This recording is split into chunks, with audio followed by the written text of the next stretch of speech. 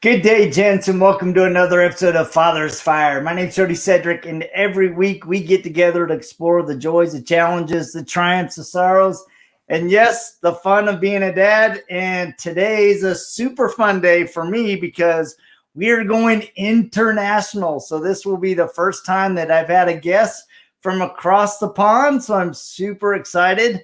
But before we get to my guest, I want to remind you that I'm part of the Speak Fire family.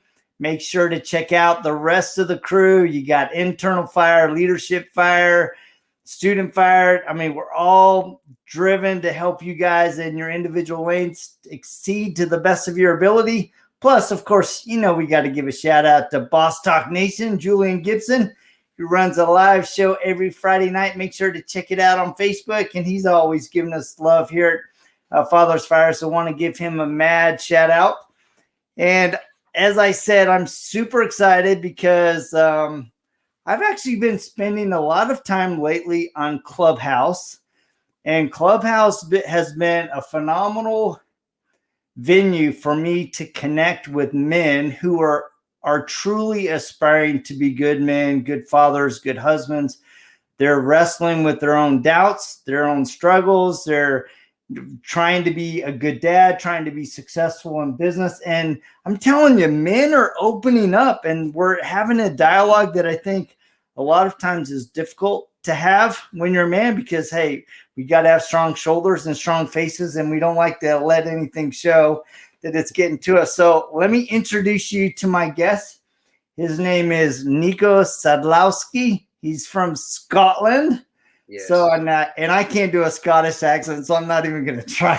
So welcome, Niko. How are you today? I'm fine. I'm absolutely fine. Yeah, I'm happy to be here, and thank you very much for the invitation. I'm privileged to be here. Well, I'm super excited, and it's interesting because as you and I were talking about before we got on the show, Clubhouse has created a phenomenal environment for us men to just create a room where we can have open conversations about things that we're struggling with our daughters or our sons or our wives, or, making time for ourselves. And, we were in a Clubhouse room together, and man, I'm just like, man, I got to connect to that guy. And so I appreciate you responding. And it's interesting because, you sent over your book that you wrote. It's called The A Word. And honestly, I didn't know what to expect, right? So let's talk about the A Word, because I think it's really, really important, not only because we want people to read your book, because I think it's really relevant, but the way you talk about the A Word is just really raw. It's really open. It's not full of puff and all this other stuff. So what is the A Word, and let's talk about it. Yeah, the A word. The A stands for autism, which is what my son's got. He's been diagnosed when he was 3 with autism, and on top of that, he's got severe development delay. So basically, he's almost nonverbal. He cannot communicate. He can communicate, but he cannot say things. And at the same time, he's now 12, and we know that he's never going to be independent. So the A words was actually, I never had a plan to write a book. That was that wasn't my intention at all. I just started to write down things in form of a blog, I would say, just something to write down, just to get rid of some emotion, just to load off. And that was the idea of it, and I've never ever had a dream of writing a book and stuff like this. So I was writing, thinking about this stuff, and end of the day, I give that back to my ex-wife, to read, and she said, you should publish that because it's a very raw material, and it's obviously it's a journey of us as a family, back then when my son was diagnosed, but as well is a journey of a father, me obviously, who I changed my life to help my son, because I wasn't too good at that. And when he was diagnosed, I decided to change absolutely everything possible to understand better my son and to help him in the future. So that's where it started, you know. It's interesting how something with our children can really affect our motivation, our desire to step up and change and become the men that is probably dormant in our hearts and that we know in our mind, but for whatever reason we tend to fight against becoming that. And I've really wrestled with that in my own head. It's like, why do we as dads, why do we as men struggle with going, you know what, I need to put aside childish things, I need to put aside selfish things? And it's interesting how a child can change every motivation in your heart. Yeah, I mean, yeah, it is. You know, and when you think about that, you know, why is like that? Why I couldn't be a good father straight away? You know, because you know, I wasn't bad father. You know what I mean? But I wasn't my best. You know, and I always believe you don't have to be the best father. You just try to be every day a bit better than yesterday, and that's good enough. You know, and for me it was huge. You know, because when we realized when we realized about Max that he wasn't as average average child, we've been looking for answers, you know, with so many questions, and I couldn't get those answers, you know. So I said, I'm going to do everything in my power to understand my son better. And back then, when my son was actually diagnosed, soon before my daughter was born, so I had newborn and almost 3 years old, was struggling, and I had my ex-partner. She was back then my wife, and she was struggling with postnatal depression, and obviously she couldn't as well deal with Maximilian's diagnosis the way I did, because obviously she was crushed by that. I was crushed too, but I somehow as a guy, I got drunk one night, and I said to myself next day, okay, let's do stuff, and that's what we do usually. We're getting wasted one night and in our sorrows, and next day we start to moving on. But with women, with my wife, I was totally different. So I had to accept that as well. So her fight for acceptance actually of diagnosis took probably, I would say, 2 years. So you see, that's the difference. Each of us experiencing things different way. And for me, it was pretty short. I was angry. I was angry, and I wanted to do stuff. For her, it was different. She had to go through the depression and not believing, asking question, why us? And I guess everything what we're talking about now is in my book as well. So it's basically journey of a family, but written from dad's perspective rather than mom or professional. No, and that's what I like about the book. In fact, in your earlier chapters, one of the things that you talked about was people coming up to you and saying, hey, is your kid autistic? And it's, as I was thinking about that, it's such an interesting experience as a dad to have somebody come up to you and point out the obvious, right? Well, for me, that wasn't, because I didn't know. That was my first child, I would say, and it's like I didn't know. I thought that child's development is like my son, but actually wasn't. And now when my daughter was born, I was like, yeah, obviously now I can see that, but before. It was kind of a devastating experience, because you look at your child as this perfect picture, and someone comes over saying, I think your child is autistic, or I think your child is sick, or got, disability. It's especially person we've got no relation with, it's devastating. But actually, looking back, it helped us, because otherwise, maybe many people knew or saw that before, but no one mentioned it. So otherwise, I wouldn't know. I wouldn't look for cues, and I wouldn't look for help. So actually, I can say thank God that she actually came to us and told us that. Pointed out. And it's tough though, right? Because when somebody comes to you, it's like, how do they bridge the gap to say, hey, I'm, from my experience, I see that there's potential problem. And we as dads, I mean, what the initial reaction is, oh no, not my kid, right? What do you mean? My kid's perfect, right? and that can be a real tough thing, because we as men, I think sometimes we have an idea of how we want everything to be. And when it's not, our first response is to go into defensive mode. Yeah. But I also like what you said. It's like, when I first had to face it, I went off in my space. I got drunk, and the next day I got up and I'm like, all right, I'm going to do everything I can. I'm going to learn everything I can to help my son. And I think we as men tend to do that, right? We'll go like, I'll go work out. I'll get it out of my system. And then I'll come back and, all right, my head's clear. How do I solve the problem? And that can be challenging for us as men when our wives are dealing with that same news differently, right? Definitely. They're having to wrestle with it. They have the emotional, oh, not my baby. And we have that too, but it's completely different.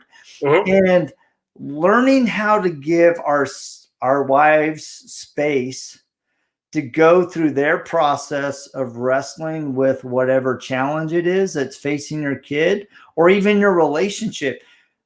Sometimes we get in fix-it mode that we don't get into empathy mode. Right. Yeah, I think that works both ways, because in the same time, I had those moments when I wanted to say, come on, let's be in the same position, the same level. Let's do this together. But she wasn't ready to do anything. She had to deal with her own emotion and grief and stuff like this, because this is exactly how you go through. Like me as a dad, I realized back then that I had these pictures, of me and my son playing football, going to school, like in United States, you've got taking your daughter or your son to the prom and stuff like this. I realized I'm never going to have that.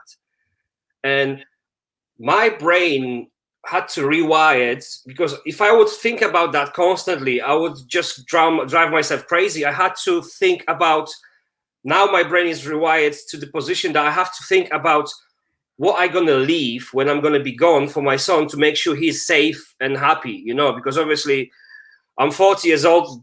If I'm lucky, I'm going to be 80. So he's going to have another 40 years. So I need to make, that's the reality of parents with children with additional needs, or with severe sick children. We have to worry about next 40, 50 years instead of enjoying moments right now. And as you said, each of us, so and at the same time, like when you have a family around, people asking you questions, people offering you support. And, we've been away.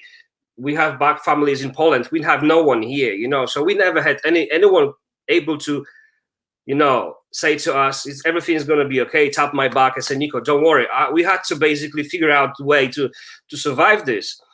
But, it is devastating. But, end of the day, you can soldier through it, and end of the day, there's always sun coming out after the rain. Yeah. Oh, I love that. And because I think a lot of times we get stuck in our expectations.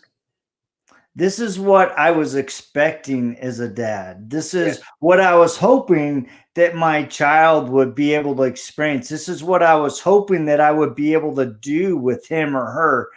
And the reality of having a child that struggles with autism or depression or anxiety or physical disabilities is that the expectation has to change to, all right, what can I do?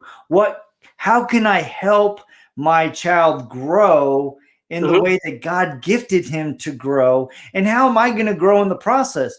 Because what I found is that, and maybe it's just because I see it more in me, is as I'm walking with my child through those experiences, I'm having greater emotional growth than I see in them. Absolutely.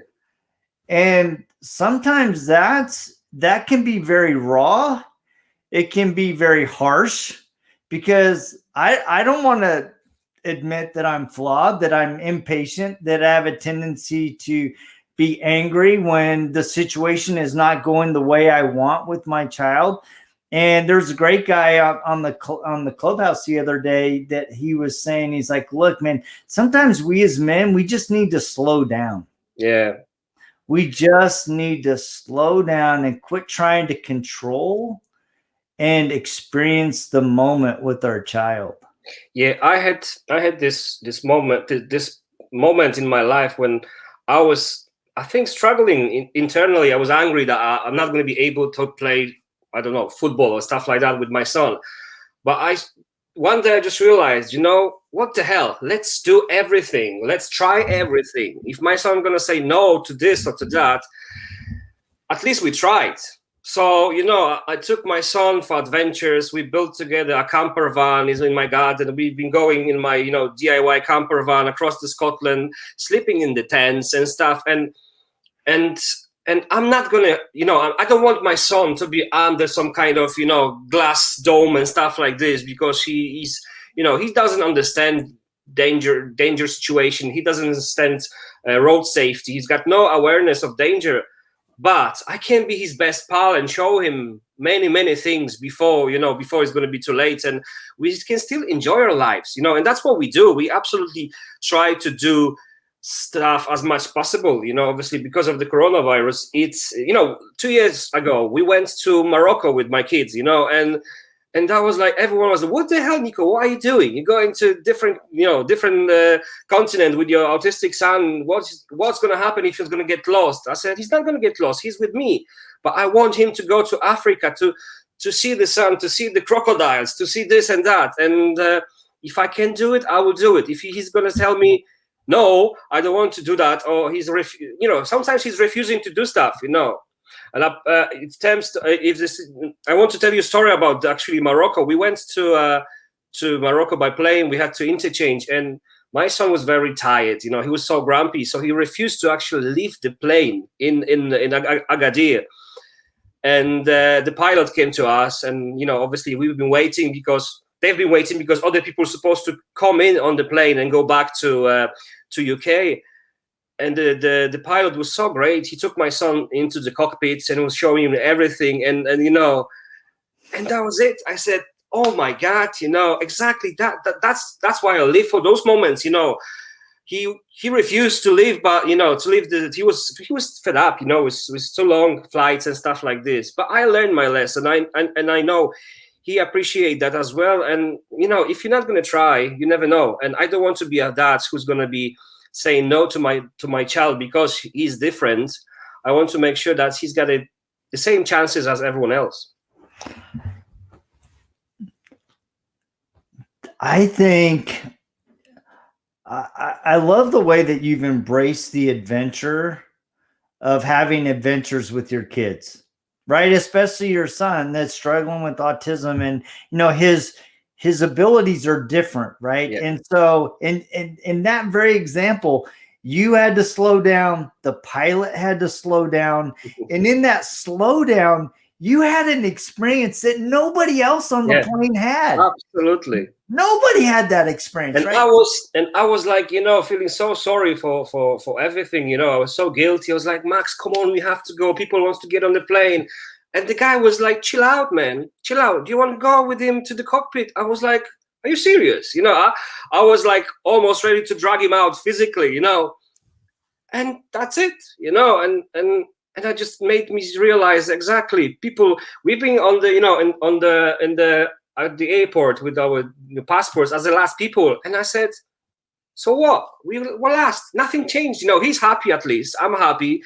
And end of the day, we managed to have fabulous holidays, and I think, my children, at the same time, I want to make sure that, my daughter, she is 9 now, and she's got different needs. She's not autistic. She's neurotypical, which means she's okay. And for me as well, to being able to spend time one-on-one with them and give them what they need from me as a dad, as a pal, as a partner, you know, because I believe in raising children as a, you know, it's partnership. You know, I've got this luxury that I work with other fathers, you know, but it's amazing, you know, that we can build different relationship with our children. But, you know, looking at my son, I still know that he's in his own way, he's experienced the world differently, and I'm absolutely happy to be there with him, you know.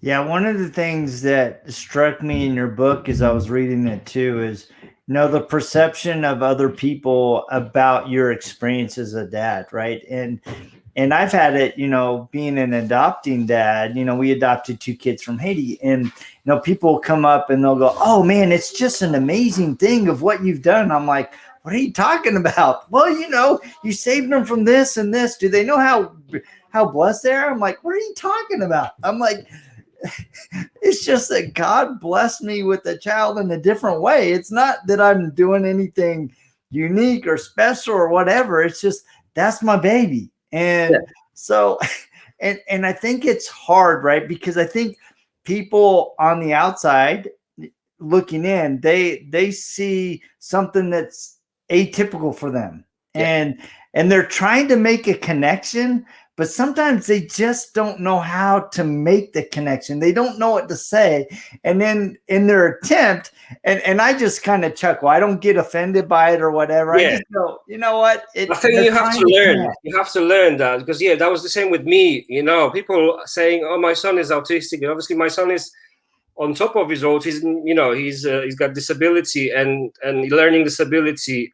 So when someone tells me, you know, "Oh, my neighbor's got a son and he's got autism as well, and he's, you know, fantastic with numbers. He's in uni now doing some amazing work." And I'm thinking, yeah, my son will never go to uni, because obviously he's got another additional things. But I learned to just say, yeah, that's fine, absolutely fine. And as well, I chuckle and I said, you know, because this is, I can't do anything about it, and it's not worth it. You know, I understand that people genuinely want to connect somehow, you know. Or when I'm saying I'm original from Poland, and people keep saying that now, "I've got a neighbor from Poland." I say, "Well, do you know him?" "Not really." You know, it's 40 million people there. You know what I mean? But I do understand that this need of connection and making us feeling good, you know, for natural thing, you know, because, you know, you're not gonna say to your regular dad, "Oh, you're awesome, you're a father," you know. Right. Really, you know. Wow, you have 2 kids. That's amazing. Good job. High five. Yeah, exactly. You know.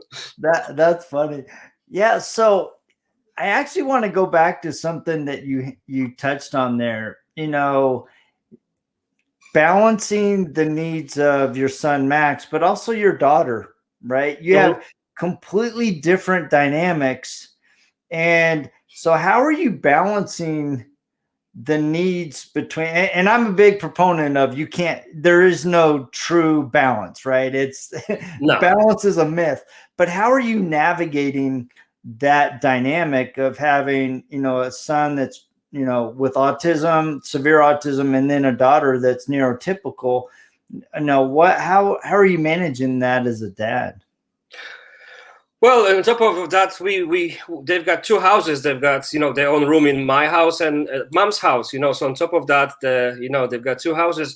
Well, I think we're doing that well, because for the past 4 years, kids are absolutely happy, and you know, I'm actually talking to my kids. You know, I'm asking my daughter what she'd like to do with me, and what we're gonna do when I will come on Thursday. So she said, "Okay, on Tuesday I'm coming to your house, Daddy. We're gonna play in our room. On Thursday you come to us. We're going to the park. And on weekend, Saturday, Sunday, they're always here for sleepover. So we will go to the van in the garden and we're gonna play." You know, so at the same time, I'm making sure that I've got those days once every 2 weeks when I've got just my son with me, you know, because weekends they're always together, and when I'm going to visit them, they're together.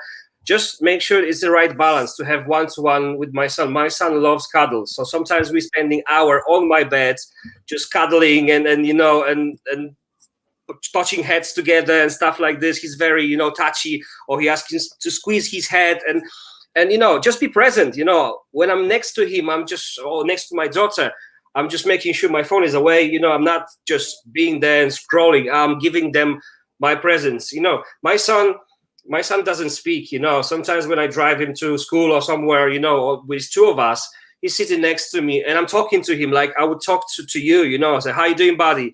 How was your day at school? I bet you did this and that. And he's not going to respond. He's going to say, yeah, okay, But I'm treating him like regular guy, because he's my pal, he's my son, and I don't know. I just decided to do that, because and coming back to the balancing, it's not easy, But if you know your children well, if you mean well, there is always, there's always hiccups as well. Sometimes my daughter wants this, my son wants that, and there's big drama. But end of the day, that's just parenting, isn't it?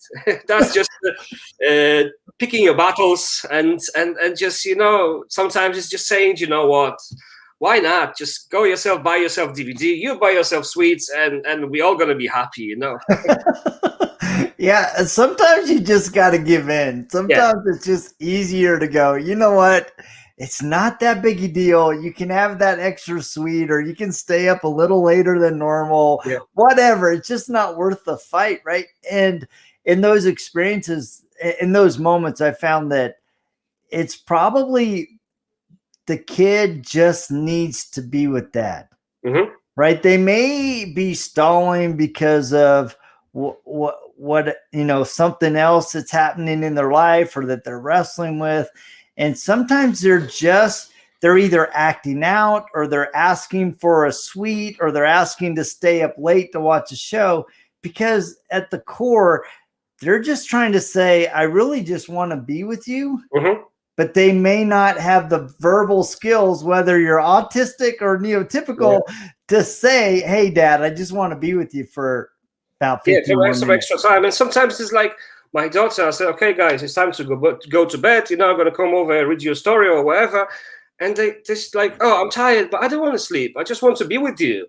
So sometimes it's like, okay, just grab yourself, come over to I'm going to be watching something. You can still sit next to me, Sometimes it's just be present. Sometimes it's just giving them this feeling that, even if they sometimes they know, absolutely they know, like, supposed to be in bed, but today Daddy's even more lovely because he's gonna, he's allowing me to spend time with him. Sometimes that's those moments, and our children will remember those moments.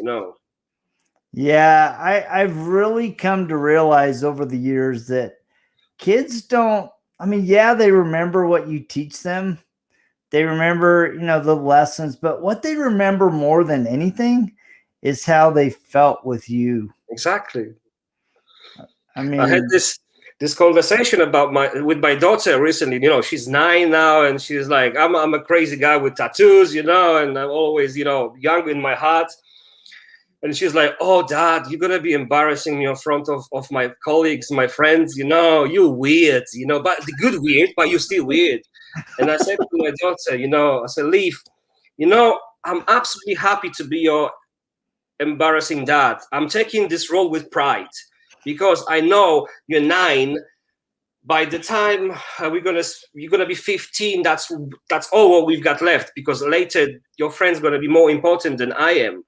And I want you to remember and to say to your friends that my dad is weird, he's embarrassing, but he's the cool dad, and I'm absolutely accepting this role, and I'm not gonna be, pretending that I'm not embarrassing, because I am. No, and I love that, because in fact, we were just, my niece just got married about 6 months ago.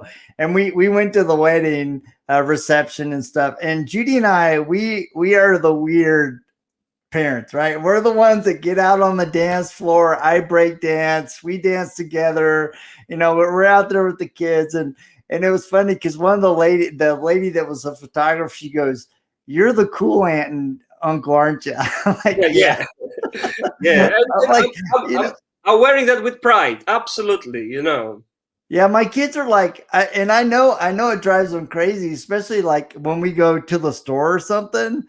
I talk to anybody that's willing to talk to me. They're like, why are you talking to that person? Dad, can you just, you're embarrassing me. I'm like, that's the cashier. They're like, that's the cashier. I'm like, it doesn't matter. I want to be connected to people. I love people. So I think, you know, that's because, you know, our children are learning from they mirroring us, they watching us. So and we live in the era of screens and you know, growing apart, actually, you know. So being like you've been, or myself, just being around kids and being just open and honest, I think that's now a life skill almost, you know, because people growing apart, you know, we are locking ourselves in the houses, you know, and I really don't like that, you know. I'm you know, I've got anxiety, depression, and on top of that, I was diagnosed 6 months ago with autism myself, you know. So I know I'm weird, and sometimes I like to be much more like a introvert than you know, extrovert. But you know, kindness is in people. You know, when you talk to them, you know, every single day when I go for a walk, I'm reminding myself, Niko, smile, because when you smile to people, they smile back, and everything is much better, you know. yeah, I know. I love that.